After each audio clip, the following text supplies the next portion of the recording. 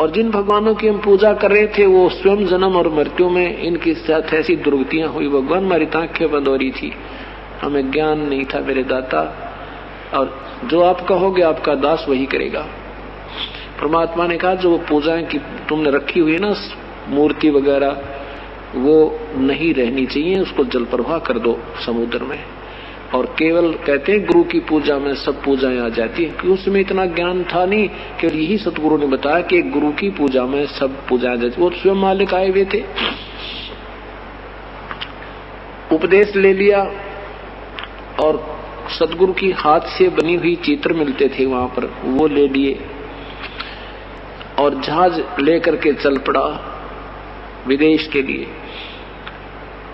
और उसमें से जो सारी मूर्तियां थी देवी देवता की, गणेश की, सब शेरा वाले की, संतोषी माता की, सब पूरा कमरा बना रखा था।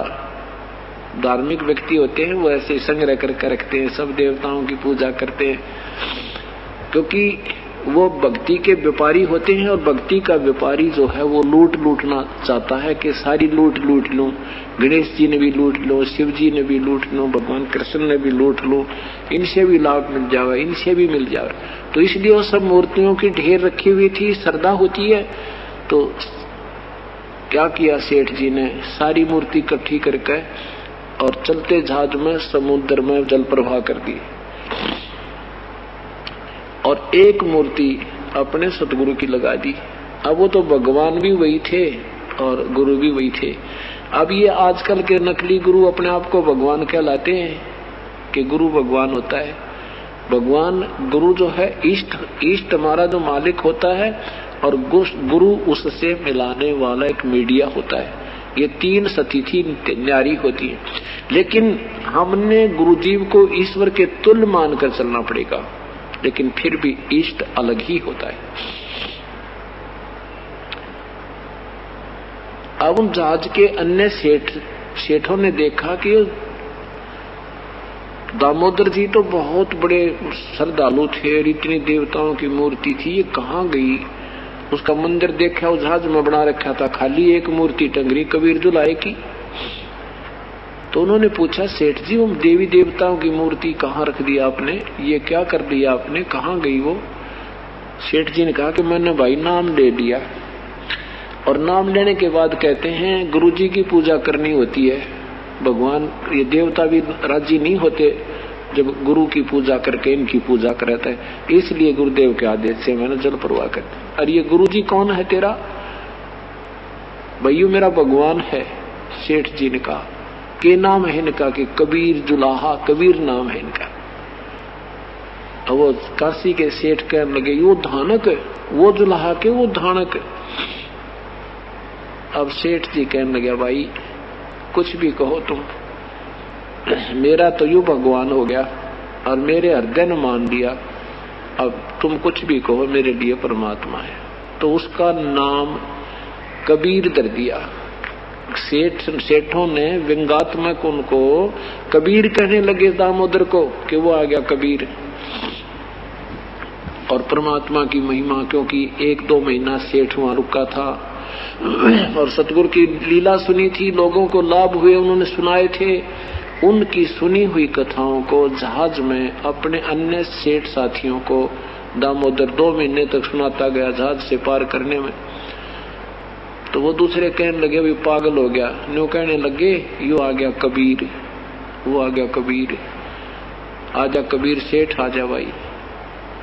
अब परमात्मा तो वो सोचा करता बढ़िया है, नकुम्या के मुंह तो भगवान का नाम तो निकल रहा है, इनका उद्धार हो जाएगा किसी ना किसी तरह, कुछ भी कहो ये। तो वापस आ रहे थे 6 महीने के बाद, 1 वर्ष के बाद वापस जहाज आ रहा था और एक समुद्री तूफान उठा। इतना भयंकर तूफान होता है, 50-40 फुट ऊंचा, हवा में पानी उठकर आंधी की तरह ऐसे फुल स्पीड पर 200 किलोमीटर प्रति घंटा स्पीड से प्रस्थान कर देता है, और वो दूर से नजर आ जाता है। और ले भाई, तो वो ऐसी स्थिति आ गई, चांद का चांदना था और आभास हो गया कि समुद्री तूफान बहुत जोर का उठ लिया। उस दिन परमात्मा कबीर साहब सत्संग कर रहे थे। कुछ गर्मी सर्दियों के दिन था, सर्दियों की रात्रि थी।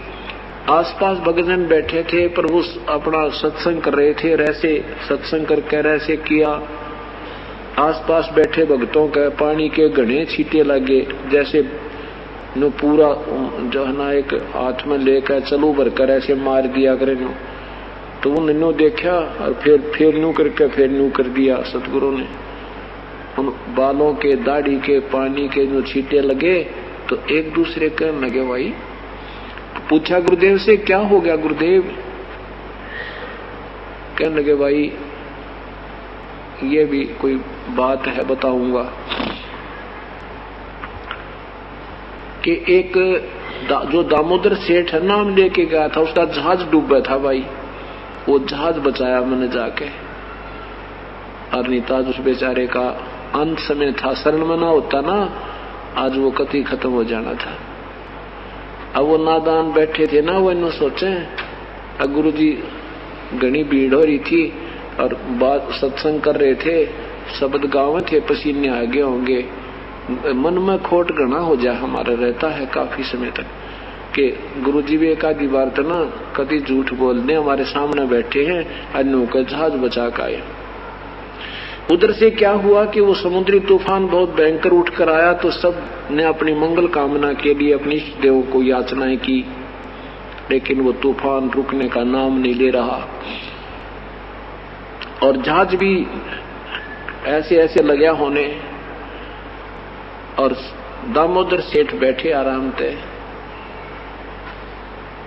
अब वो दूसरे सेठ जाकर कहने लगे दामोदर आज तो भाई कति सारा जोड़ा जाड़ा धन, और उनका परिवार भी कईयों का साथ था सेठों का, और कह भैया तो मर गए, आप ऐसे शांत क्यों बैठे हो, आप भी याचना करो अपने भगवान से।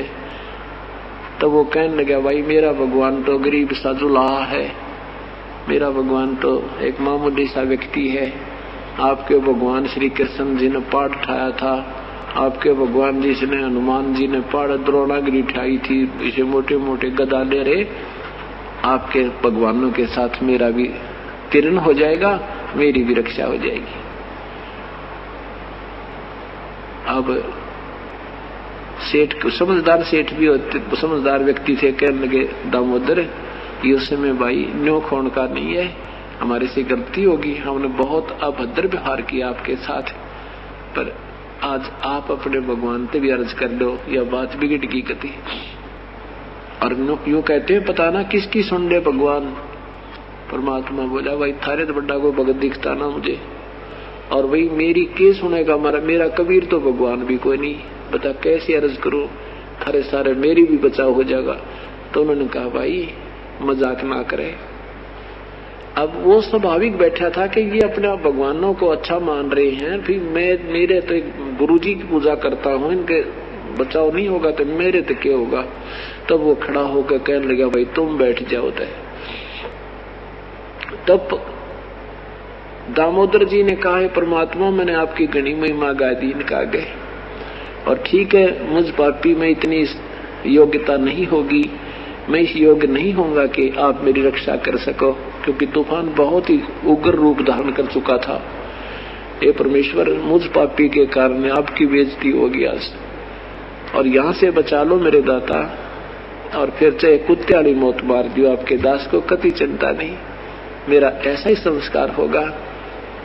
इतना कहकर बेहोश हो गए। कहते सच्चे मन के मीता हर तो सच्चे मन के मीता, और कद बिलनी काशी पढ़ाई कद पढ़ाई गीता, झूठे बेर राम ने खाए नेक शर्म ने कीता। तो जब हम जिस भी इष्ट की साधना करते हैं उसकी इतनी प्यार और इतनी श्रद्धा से उसके अंदर समर्पित है, फिर ऐसे समय में वो परमात्मा यूं बचाव करता है, सहयोगी होता है। उसी समय वो तो बेहोश हो गए सेठ दामोदर जी तक, और उधर से तूफान ऐसे बैठ गया जैसे नाम निशान नहीं था, बिल्कुल शांत समुद्र हो गया। बोलो सतगुरुदेव की जय। काफी देर के बाद भगत जी होश में आए। जब चेत हुए तो कंधे पर बैठा लिया दामोदर सेठ को। उन सेठों ने उठा लिया ऊपर ने, भाई जय हो बोलो दामोदर सेठ की जय। वो बोला मेरे भगवान की जय बोलो, बोलो कबीर परमेश्वर की जय। और सबने ये कहा भाई दामोदर अब जाते ही हम कबीर परमात्मा के चरणों में समर्पण करेंगे। हमने सबने ये कसम खाई है कि आजीवन बच गया तो हम दामोदर वाले सेठ के गुरुदेव से नाम लेंगे, आजीवन चरणों में रहेंगे। हमने भाई जाते नाम लेना। आज से चलते चलते हफ्ते 10 दिन में पहुंचे। उस दिन भी परमात्मा सत्संग कर रहे थे और वही भगत जन गिने चुने वहां पर विराजमान थे। इतने में बाहर से आवाज लगाते हुए आए, जय हो बंदी छोड़ की, जय हो बंदी छोड़ की, जय हो बंदी छोड़ की। सारे सेठ सीधे बंदी छोड़। वो पहले तो वहां पूछा, वहां से घर से पता लगा कि वो तो सतगुरु तो सत्संग कर रहे हैं। सेठानी दामोदर की पत्नी भी वहीं गई हुई है। तो सारे सीधे के वहीं पहुंचे जहां पर सत्संग हो रहा था। तो कबीर परमात्मा ने कहा भी देखना बाहर क्या आवाज आ रही है, क्या शोर हो रहा है। 2-4 भक्त बाहर गए। उन्होंने देखा कि सेठ दामोदर के साथ कई लालाजी आए हैं। कहा सतगुरु आपका सेवक दामोदर सेठ के साथ कई सेठ आए हैं, आपकी जय जयकार कर रहे हैं, आपसे कोई मिलना चाहते हैं और कोई खास घटना घट गई उनके साथ में, वो बताना चाहते हैं। परमात्मा ने कहा बुला लो भाई। अब चरणों में दंडवत प्रणाम करो, एक टांग का खड़े होकर आंखों में पानी भरकर रोवे। और वो दूसरे सेठ कहते हैं भगवान हमने आपके बारे में आपके दास को बहुत दुखी किया, हम पापियों का उद्धार करो। और फिर कहते हैं भगवान आज आपकी दया से आपने अपने हमारा जीवन की रक्षा हुई, हमारे बच्चों की रक्षा, हमारा धन बच गया, हमारा जहाज बच गया। ये परमात्मा ने कोई आसार नहीं थे हमारे जहाज बचने की। आपने अपने बच्चे की बड़ी पुकार सुनी, आपको याद करके यू बेहोश हो गया दामोदर। ये भगवान आपने तुरंत जहाज रोक दिया, जहाज बचा दिया, समुद्र का तूफान रोक दिया मालिक, हम आपके चरणों में आए हैं। तब परमात्मा ने उन सब को उपदेश दिया। और वो आसपास बैठे वो मूर्ख भक्तजन क्या सोच रहे थे कि गुरुजी के पसीने आगे इसलिए कह रहे और वो झूठ बोल रहे हैं। मन मन में संकल्प कर रहे थे कि झूठ बोल रहे हैं। बताओ हमारे पास बैठे के दामोदर का जहाज बचा दिया भाई, वो डूब गया होता, शरण मना होता तो उसका संस्कार कति डूबने का था। तो उनका पसीने आ गए तो वो भी चरणों में पड़ गए, रोने लगे, कहने लगे प्रभु हमारे मन में भी नीचता थी, मेरा हमने ऐसे सोचा था उस दिन आपने ये छींटे लागे ना मारे आपके बालों के पानी के। ये परमात्मा आप अंतर्यामी हो, हमारे मंदिर का खोट आप बिना कौन निकाले मालिक, हम नीच गणे हैं। हमने ये सुनी नहीं थी सतगुरु आज तक ऐसी भगवान किया करता है, सुनी थी पर आख्या ना देखी थी, आज आंखों देख ली, मेरे मालिक क्षमा करो। परमात्मा ने कहा कोई बात ना बेटा, यो घना बिगड़ा हुआ काम से यो मन में सेट होगा। कहते हैं धर्मदास यहाँ घना अंधेरा बिन पच्चा दिलजम का चेहरा। कबीर साहब कहते हैं कि वो संत नहीं जो चमत्कार करता है, दुनिया को बेवकूफ बनाता है अपनी लीला दिखा कर, और वो संत भी नहीं जिससे चमत्कार ना हो। ये दोनों बात कैसे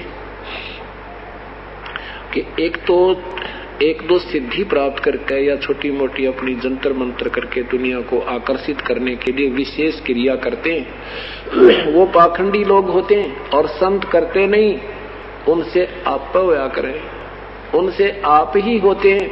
और जिस संत से ये चमत्कार नहीं होते वो संत भी नहीं होता। इस प्रकार उन पूर्व सारे के सारे भक्तों ने उपदेश लिया और जिनके मन में वो शंका थी वह भी मालिक ने दूर की। हम गिर गणे गए, हमारा 70 भक्ति में गढ़ा गिर गया और हम इतने कर्महीन हो गए, ज्ञानहीन हो गए कि सत्य ज्ञान को और सत्य शक्ति को शीघ्र से ये मन स्वीकार करने नहीं देता। और ये सब विकार निकालने के लिए सत्संग किए जाते हैं, आपको यहाँ बुलाया जाता है, ये रह कर ये आपको एक पढ़ाई जाती है ताकि मन पापी आपने बीच में डामाडोल ना कर दे, आपका बेड़ा पार हो जाए।